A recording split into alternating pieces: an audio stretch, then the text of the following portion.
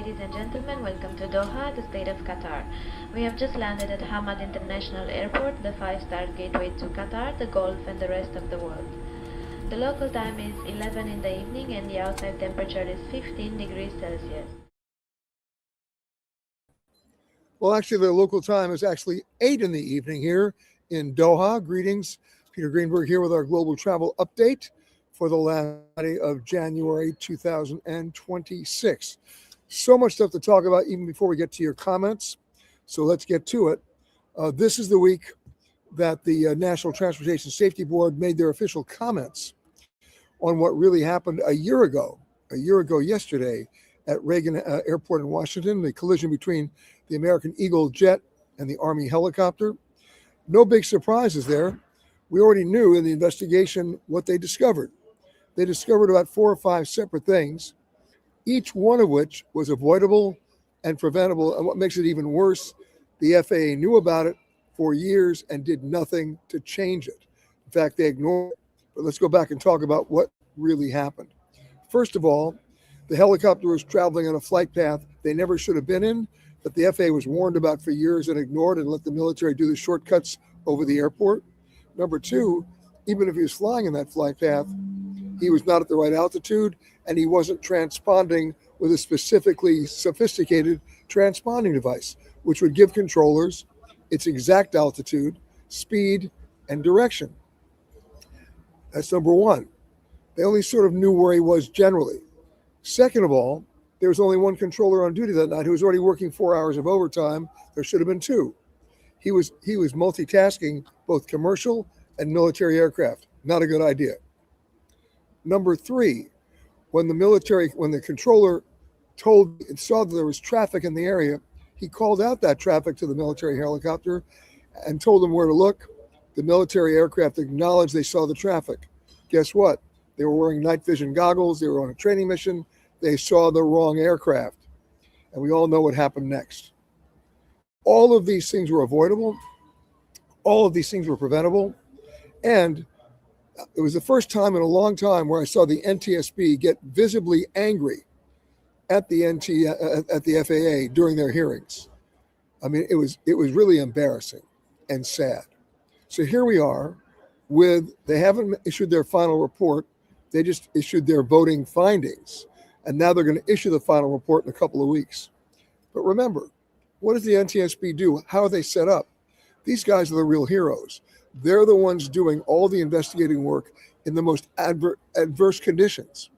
And then they can only make recommendations. They're not a regulatory body. That's the FAA.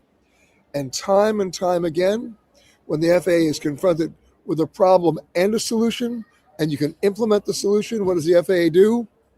They slow walk it or they ignore it because they're worried about the economic impact on the operators or the manufacturers. This is wrong. If I know there's a problem and I know there's a solution and I know I can implement the solution and that solution will save lives and I make the conscious choice to either delay it or ignore it, in my book, that's criminal negligence. There's a lot of accountability here. And it continues when they look at the work that they did with the 737 MAX or the work they didn't do. Here's another one. How many people remember the terrible tragedy of the crash of the MD-11, the UPS cargo in Louisville, not too long ago, where the left engine flew off the plane, right? And the plane was unflyable. We all know what happened next. The minute I saw that, it reminded me quite distinctly of another crash that I covered back in 1979. In fact, the worst aviation disaster in U.S. history to this day. American Airlines Flight 191, the DC-10, the original version of what now is known as the MD-11, where upon takeoff in Chicago's O'Hare on May 25th, 1979, the left engine flew off the wing. Now, the left engine flew off the wing back then for a different reason, because of improperly fastened pylons and wing bolts that they knew they shouldn't have done. The FAA looked the other way when American Airlines wanted to save 4 hours per change by doing something that was not an approved maintenance procedure, and the FAA let them do it anyway. This time, they knew there were wing cracks on MD-11s. It was not the first time they knew it. They knew this critical structural area that could involve the loss of the plane, Everybody knew it, and the FAA did nothing again. Why do you think all the MD-11s are grounded now? Because that's not the only wing crack they found on other MD-11s. Something that could have been easily addressed and fixed with required maintenance. There's something called an airworthiness directive, an AD, that comes in 4 different ways. The first one is a very mild airworthiness directive called the service bulletin that says to the operator, hey, the next time the plane is in, you might want to do this. Okay. The next one is called a modified airworthiness directive that says, hey, look, we got a problem. You know what? Fix it in the next 3 years. Whatever the hell that means. Or to fix it in the next 90 days. And then there's the third one that says, this plane can't fly until you fix it. Those are the 3, not 4. There are 3. Guess what? In neither case have we seen the harsh AD. Why? Because the FAA is worried about economic impact on the operator. Again, if you've got a problem and you know you have a problem and you can fix it and the fix is available and you can implement it, it's even negotiable. And yet the FAA lets this happen, right? By the way, let's go back to the control of Reagan, working overtime. Of 313 air traffic control facilities in America, to this day, 311 are understaffed, which means air traffic controllers are being asked or required to work mandatory overtime. And the one job on the planet, nobody should work overtime. And yet that's happening. Now, FAA has announced they've hired 2,000 new recruits to train. Of course, the wipeout rate's about 40%. It's a tough job. But even if they train sufficiently and adequately and graduate, we're talking about a 2-year learning curve before they're ever allowed to sit at a console, control planes. And by that time, how many controllers have quit or are tritted out? They haven't accomplished anything. Okay? That's where we are.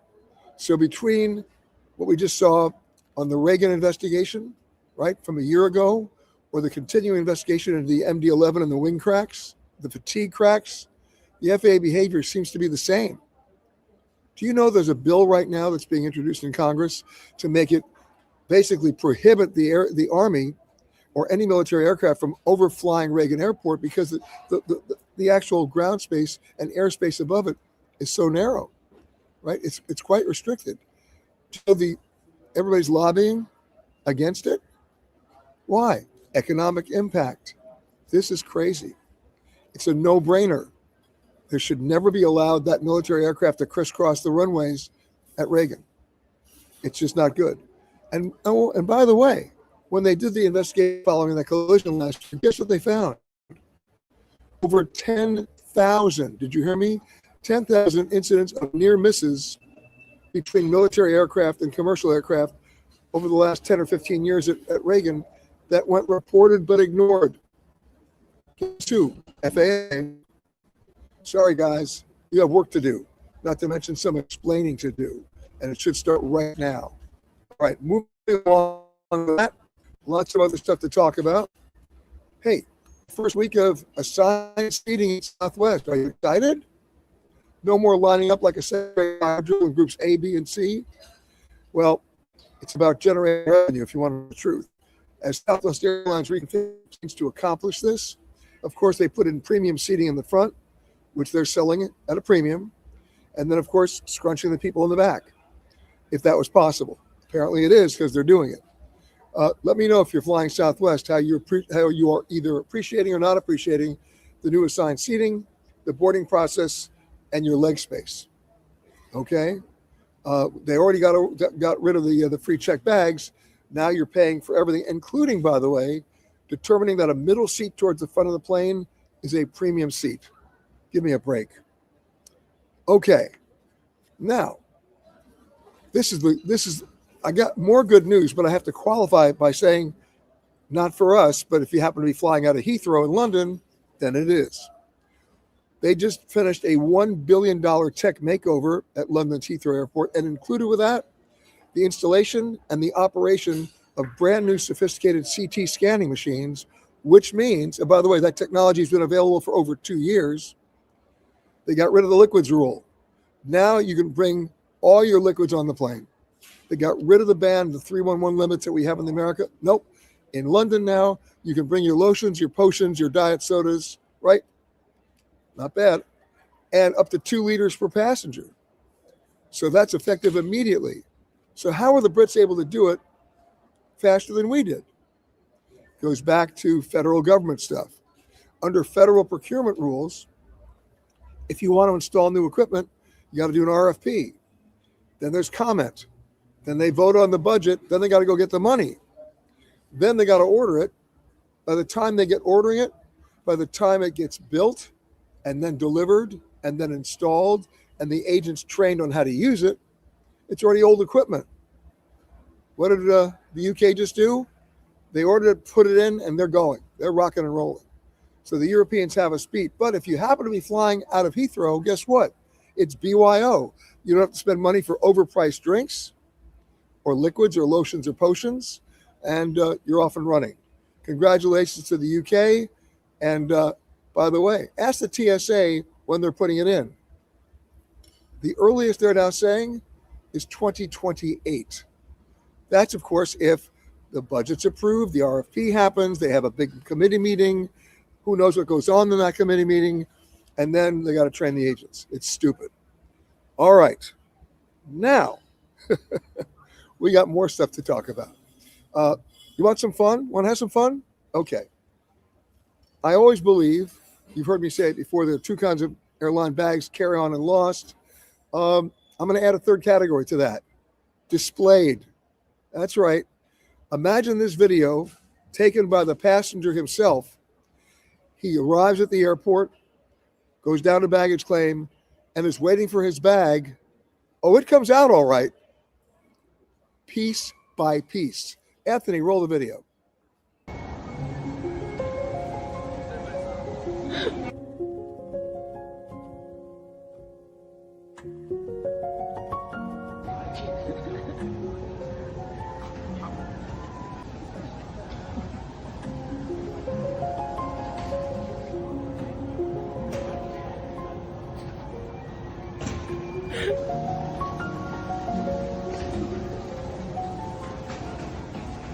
You passed it. Hugh.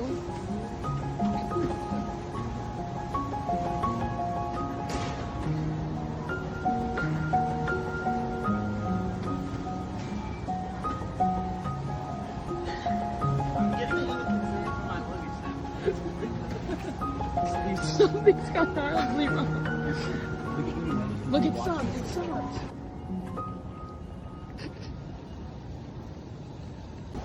There we go. Oh. Okay. Assess the damage. Slight issue.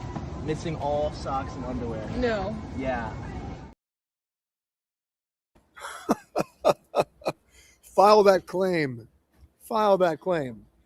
Oh, now he's got to go match the socks. Go figure. All right. Here's a question. Who's got the most powerful passport in the world? And how do you define that? Which country does? It's the passport that gives you the most visa-free entry to other countries, where you don't have to go out and get a visa. To show the passport and you're in. The number 1 strongest passport in the world belongs to Singapore. Now, there are 196 countries in the world.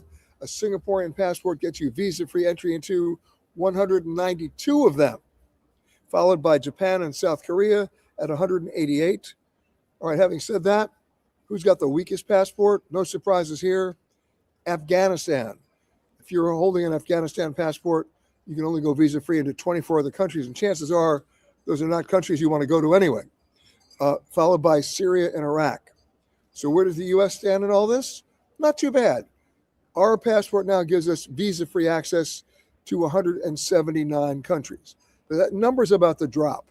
Why? It's called the brave new world of reciprocity. As the United States makes it more and more difficult for foreigners to visit us with new visa fees, visa requirements, posting of a bond, and now the proposal, still a proposal, to submit 5 years of your social media history before you even get a visa. Guess what? Not so good, right? And what's going to happen? Foreign countries are going to reciprocate. They're going to make it just as difficult for us to go there as for their citizens to go here. I mean, I remember a couple of years ago, I was landing in Argentina and they wanted $126 from me. I said, why? Because that's what you charge us. I mean, we're charging foreign visitors right now $100 to visit a U.S. national park. How long is it going to take for foreign countries to charge us to go visit their national parks? What's being accomplished here? Revenue and pain. What a combination. So the WTTC, the World Travel and Tourism Council, just released their research on this. And in fact, tomorrow on our radio show, I'll be talking to the president and CEO of the WTTC, Gloria Guevara, on the findings of that research. But what they're talking about is not just the drop in foreign visitors to the United States. They surveyed 154 countries. 153 of them had an increase in foreign tourism arrivals in 2025. The only country that didn't, the U.S. But she's talking about something else. The economic impact now on U.S. jobs because of this. Now remember, the requirement to submit 5 years of your social media history has not gone into effect yet, but the mere mention of it is telling people overseas, don't go. The WTTC estimate is if it does happen, 157,000 jobs in America that are travel and tourism related will disappear because there won't be enough people to support it in terms of revenue and spend. So we'll be following that, but listen for the interview tomorrow with Gloria Guevara on Ion Travel. Just check your local listings. We also stream it live at petergreenberg.com starting at about 10:05 Eastern Time tomorrow morning. Okay. Oh, one more housekeeping note before I go to say hello to some folks. I'm speaking all over the country, of course, at the Travel and Adventure shows. Throw up that calendar if you can, Anthony. It's coming. And this is where I'm going to be. I already was in Seattle. I already was in New York. Chicago's coming up next month, followed by Fort Lauderdale, Los Angeles, actually Long Beach, Santa Clara, Dallas, and Denver. So I hope to see you there. And in fact, if you use the promo code, this is an easy one, Greenberg VIP, they're giving you discounted tickets if you want to come see me. So I hope to see you there. Obviously, engage in conversations, answer and ask questions, and we'll have a lot of fun. All right, let's go to say hello to some folks today. Okay, Linda's saying hi from a cold Naples. Sorry we missed you at the New York Travel Show. Yeah, we got snowed in, right? But we still were there. But we'll see you with family and friends at the Florida Show. I'll look forward to that.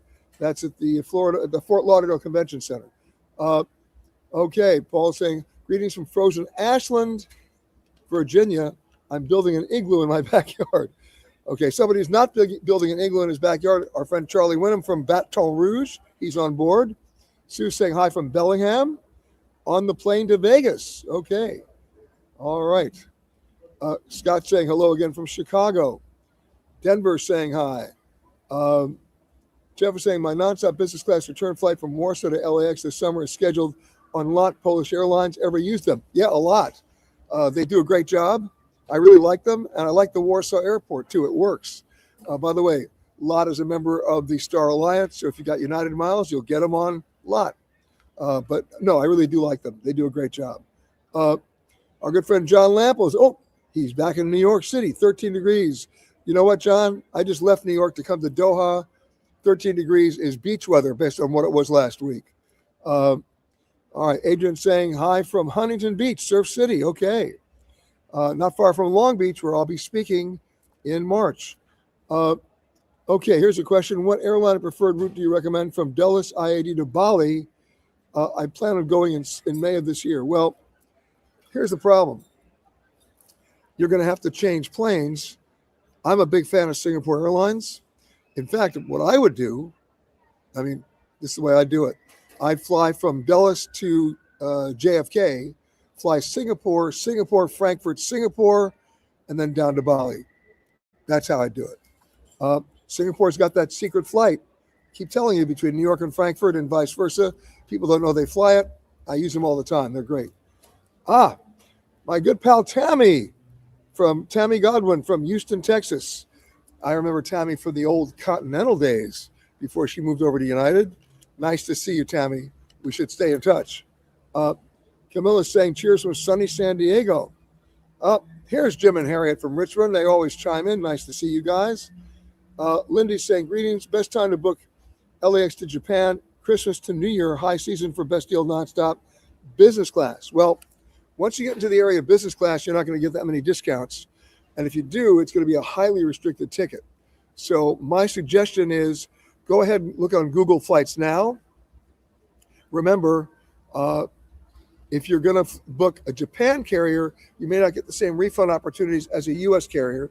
So take a look at United's flights from LAX to Japan, and see what the fare is. Remember, Google Flights will track this for you, and if they determine the flight fares go down, you can then get a credit, use the applicable credit for the lower fare, and then keep that residual credit to use on another flight.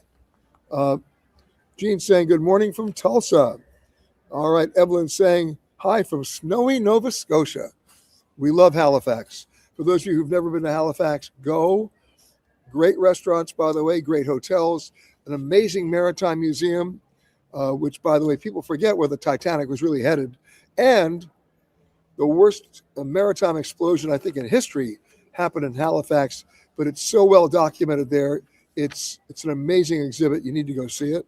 All right. Wendy's saying hello from Chile, New Jersey. Okay. Kim is saying hi from the central coast of Oregon. No snow here, I suppose.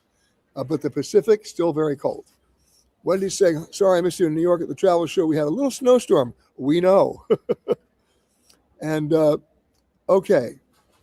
Suggestions for off the beaten path spots in Vienna or surrounding countryside. Well, look, first of all, the train system in Austria is very good. You can get up to Salzburg, which I think is just well worth it. You've got a lot of some river traffic there as well. If you write me, peter@petergreenberg.com, I'll get you a more specific answer. But easy to get out of town from Vienna. Although what you really have to do in Vienna, if you go back and watch, and you can see it on Amazon, our special that we did on the Hidden Gems of Vienna, some special things there. For example, I'm sure in doing your research, you know about the Schönbrunn Palace. You got to see it. I'm always fascinated every time I go to the Schönbrunn Palace for their engineering. Remember when it was built? They built a heating system in that palace that was brilliant. Ask them to show it to you. I mean, I normally don't get excited about a heating system, but it's well worth seeing it. And then when you look at all the beautiful paintings of all the royal families, especially the young children, the young princes and princesses, they were all painted when they were 9 years old because they were dead by 17. That, life expectancy wasn't where it is today. But wonderful palace. But here's the secret about that palace. Can you stay at that palace? The official answer is no. The Greenberg answer is yes. There's one apartment in that palace that you can reserve in advance, and you get to spend the night in the palace. How about that? Also, there's a great cafe in Vienna run by only grandmothers and grandfathers. Well worth the visit. And for those of you who have heard about the famous soccer tart, right, from the Hotel Soccer, and by the way, it's delicious and rich. And if you go to the Soccer at any time of the day or night, there's usually a line around the corner, not for people to check into the hotel, but to go buy one of the tarts. You know what? Or the torts. You know what? Try the Imperial. Also good too. No lines. Okay. Christian saying hi in Dallas. Hey, nice words from you there, Christian. I appreciate that. All right. Let's keep going here. One other thing I want to talk to you about, and that is our show tomorrow. The radio show is coming to you from the iconic, historic, and wonderfully restored Waldorf Astoria Hotel in New York. It's an architectural landmark built back in 1893, and then, of course, at its current location for more than 100 years. And what's interesting about the Waldorf is what happened, because it was bought back in 2014, finally closed in 2017, and then the renovation and restoration work, not exactly on time or on schedule. It took 8 years. Was it worth it? Go check it out. I think it was. An amazing location. I've been going to the Waldorf, by the way, since my parents took me there because I had behaved well at 8 years old. I used to go there. My mom used to go there in the 40s to see all the people perform. All the great artists were performing there, all the big bands. And of course, when I got a little older, when I was like 10 or 11 years old, when the ball dropped on New Year's Eve, it never originally dropped from the Waldorf Astoria. It dropped from another hotel with an interesting name, the Astor Hotel. And for those of you old enough to remember, the old NBC radio announcer, Ben Grauer, who made the transition briefly to television, did the countdown. Well, we all know the ball moved over to Times Square later on, but what I remember as a kid when we got our first black and white TV set was watching the Waldorf Astoria on New Year's Eve from the ballroom, watching Guy Lombardo and his Royal Canadians count down the clock and singing Old Lang Syne. So check it out, the Waldorf, check out the radio show for the history of that hotel, who lived there, who performed there, and who's there today. That's tomorrow. Check out our website, petergreenberg.com. We stream it live starting at 10:05, or any of your local markets. We're heard on over 200 stations around the U.S. every Saturday. So I hope you'll join us. In the meantime, a couple of other things. The real problem that we have right now, it's coming again. It's coming again. Codeshare flights. We just did a story that's going to be on the radio tomorrow with our good friend Gary Leff, who reported the story about a couple that was trying to go to an Alaska cruise, and they're trying to fly to Vancouver. Well, their plane on Delta was delayed. Now, their first mistake was try to fly to the cruise on the day the cruise was leaving. Don't you ever do that. But then the real problem with codeshare flights, I'm getting to it, is when something goes wrong, who wants to accept responsibility? The actual airline that puts you on that flight but isn't operating that flight, or the airline that did operate the flight, especially if you're changing planes. So in this case, their plane was so delayed going to Vancouver that they were never going to make the cruise in time. So Delta booked them on a WestJet flight, part of their SkyTeam Alliance. When they got to the gate to board, they had a problem too. Nothing showed up on the WestJet computer that Delta had made the booking, so they wouldn't take them on the flight. But wait a minute, where were their bags? Going to where? Seattle, because that's where the first plane was going before going to Vancouver. Whoops. Now they had to go find the bags and try to chase the ship. Well, even when they did that, they tried to chase the ship. They couldn't do it. Why? Something that most of you don't know about. It was a piece of legislation passed in 1939, and there was another one about a passenger act as well, passed a little bit later, neither of which benefits anybody to this day. The act that I'm referring to is the Jones Act. And the Jones Act was supposedly designed to protect the American merchant marine. It ended up destroying it. But it's still on the books. And the Jones Act says that no ship, unless it's registered in the U.S., can take passengers or cargo between two U.S. ports without stopping at a foreign port first. So to this day, when the Queen Mary II is doing their world cruise and they come out to Los Angeles and their next stop is Hawaii, no, it's not. They got to go down to Mexico first for about 20 hours to be able to go to Hawaii because of the Jones Act. When we had the earthquake in Haiti a couple of years ago and cruise lines wanted to do direct aid there, they had to get the president to do a temporary waiver of the Jones Act so they could just bring relief supplies in. We got to repeal the Jones Act, folks. It doesn't help anybody. So in the case of these passengers, they never made the cruise. So never got on the plane. They finally got their bags, never got on the cruise, which, by the way, they bought their airfare separately. Then they didn't buy the cruise ship airfare package. So they lost their cruise too.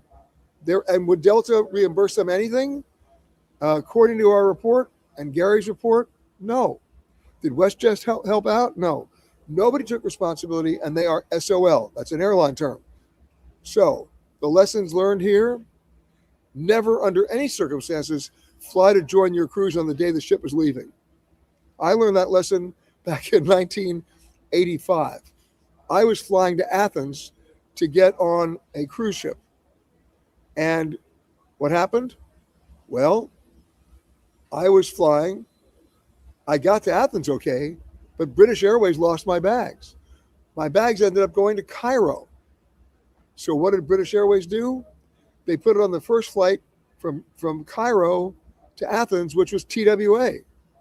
Guess what plane got hijacked that day? I covered that story, Captain John Testrake. Right? That was a terrible situation where they threw the Marine diver on the tarmac and shot him. So my bags ended up in Beirut and were never seen again. They took one look at that baggage tag that said Greenberg, I rest my case. In any case, I needed to fly a day before, and I didn't. obviously things got complicated. Things got complicated for this couple too. So number one, you never fly on the day that you're joining the cruise ship. And number two, even if you fly ahead, if something goes wrong and it's a code-share flight, you better start yelling and screaming because you may not get your bags back. Remember what happened to my wife between British Airways and American? There's the problem. Anyway, wanted to share that with you because those code-share flights are continuing to be a problem. I'm going to scroll down right here.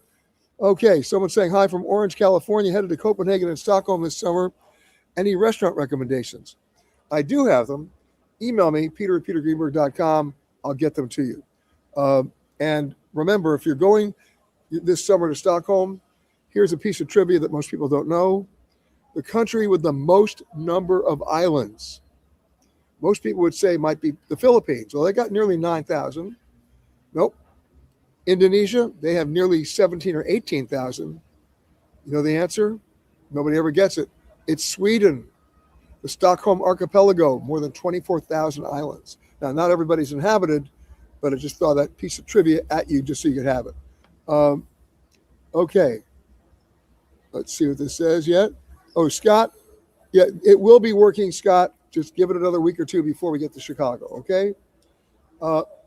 Okay. Moving right along. Jeff guessed Sweden. You beat me to it. Yeah, it's the Stockholm Archipelago. Okay. Another thing, airfares. Get ready for them to come down again because the numbers that the algorithms that used to project demand for the airlines aren't working, right? Foreign arrivals in the dumper, and you're going to see a lot of empty seats in the back of the plane. You're not going to see a lot of empty seats in the front of the plane.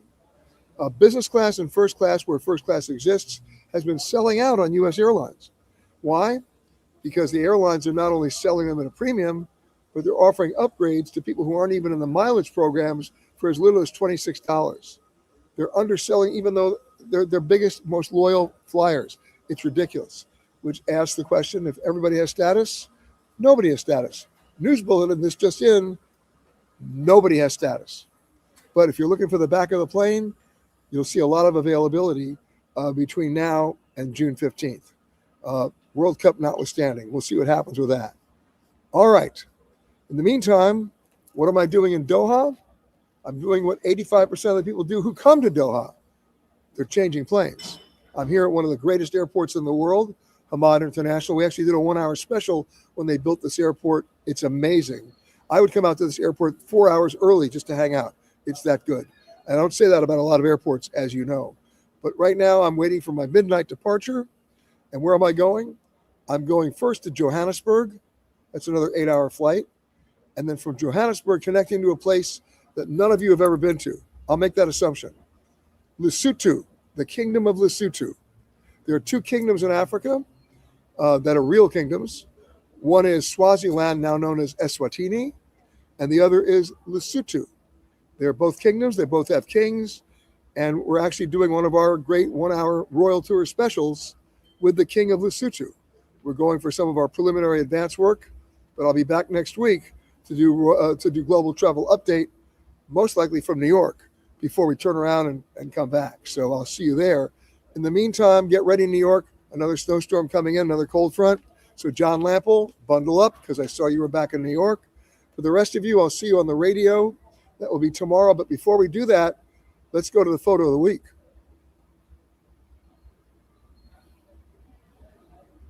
It's coming. There it is. And you know what? That's Gloria Gulek took that picture. And it's one of my favorite places to go. We actually did a 1-hour special there. Of course, those are the Cliffs of Moher in Ireland. But here's a hint. Most people see this picture, of course, from the top.